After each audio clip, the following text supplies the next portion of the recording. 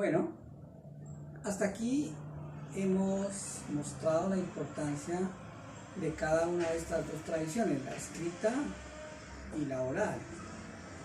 En particular, la escrita nos señala una nueva temporalidad.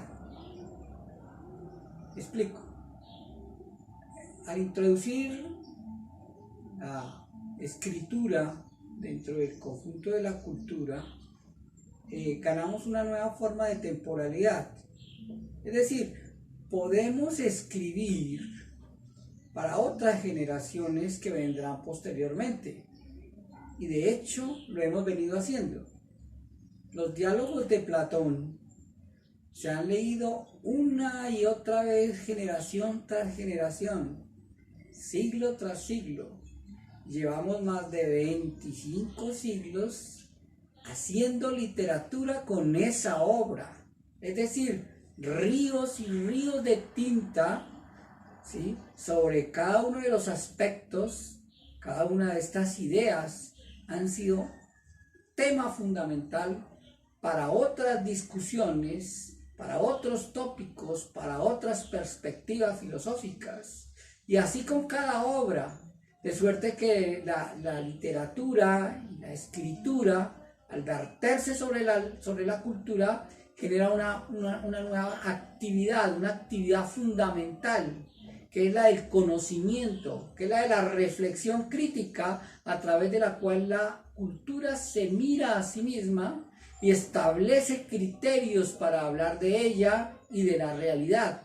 Entonces, la escritura genera una riqueza fundamental en el ámbito de la cultura, en el ámbito de la reflexión de la cultura y de la humanidad misma, porque si nosotros no tuviéramos a la mano los textos de cada uno de esos grandes pensadores que han ingeniado y han descrito lo que es la realidad desde puntos de vista diferentes, pues difícilmente hoy podríamos hablar de conocimiento.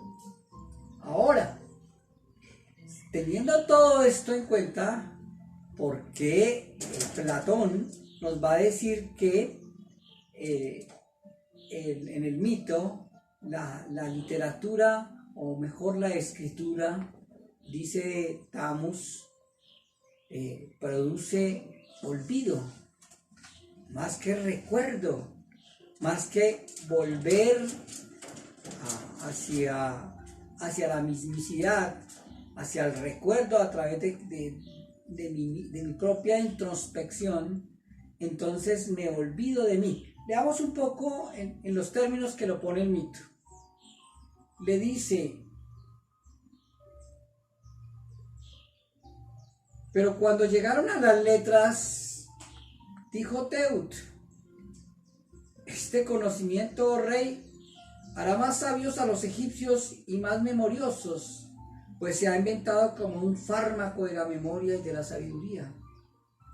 Pero el rey le dice: oh artificiosísimos Teut, a unos les es dado crear arte, a otros juzgar qué daño o provecho aporta a los que pretenden hacer uso de él. Y ahora tú, precisamente padre que eres de las letras, por apego a ellas les estás atribuyendo poderes contrarios a los que tienen, porque es olvido lo que producirán en las almas de quienes las aprendan al descuidar la memoria, ya que fiándose de lo escrito llegarán al recuerdo desde fuera, a través de caracteres ajenos, no desde dentro, desde ellos mismos y por sí mismos. No es pues un fármaco de la memoria lo que has hallado, sino un simple recordatorio.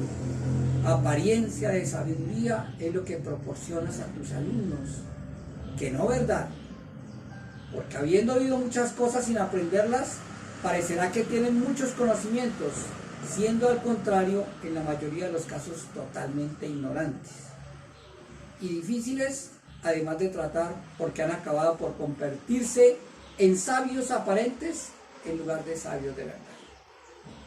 ¿Por qué insiste Platón en este texto en señalar el problema que traen las letras, la escritura, porque Platón ya en su misma manera de escribir le da una importancia, una relevancia al diálogo. Para Platón es fundamental la discusión y a pesar de que la literatura o la escritura nos permite un diálogo con otro, ese otro ya está, por decirlo así, fuera de nuestro alcance inmediato. Es un otro que quedó plasmado y que no puede responder a nuestras preguntas. De suerte que el texto sí es interpretado por nosotros, pero el texto de cierta manera está muerto porque él no puede contestar a nuestras preguntas. Nosotros siempre iremos con unos ojos ávidos sobre el texto y estableceremos con nuestro discurso, con nuestro lenguaje, con nuestra manera de entender la realidad, un diálogo con cada texto. Ustedes hagan el ejercicio de leer un libro, por ejemplo, 100 años de soledad, y léanlo a los 5, 6, 7 años después. El libro es totalmente nuevo, es totalmente diferente. Nosotros hemos cambiado y nuestra manera de interpretar el texto ha cambiado. Entendemos cosas nuevas, nuevas historias, aparte de que recreamos la memoria. Pues bien, el punto aquí es que Platón está siendo muy fuerte, muy crítico con la escritura, porque nos está diciendo que nosotros perdemos nuestra capacidad de memoria y perdemos nuestra capacidad de diálogo, de poder dar razones por nosotros mismos y tal vez pegados un poco al texto, a la lectura, dejamos de ser nosotros mismos. Tal vez esto nos sirva para ampliar nuestra visión sobre la manera como nosotros tenemos que leer. Y es que nosotros tenemos que leer sin dejar de ser nosotros mismos. Esto significa leer de una manera crítica. Quien lee de manera crítica se enriquece. No se está ideologizando, no se está identificando totalmente con lo leído, de suerte que él cambie su forma de pensar por un texto. No. Hay que aprender a leer y a confrontarse con los textos.